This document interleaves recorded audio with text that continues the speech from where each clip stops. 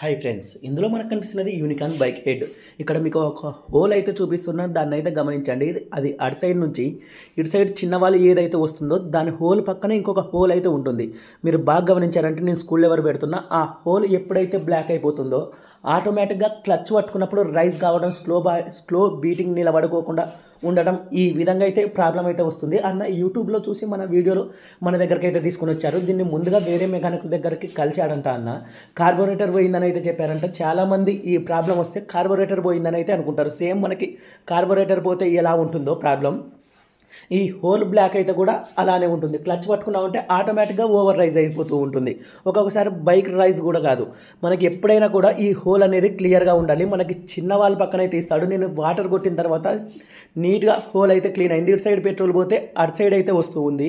కాబట్టి మీ bike over rise అవుతూ ఉందంటే క్లచ్ పట్టుకున్నప్పుడు హోండా బైకులు ముఖ్యంగా ఈ హోల్ ఒకసారి చెక్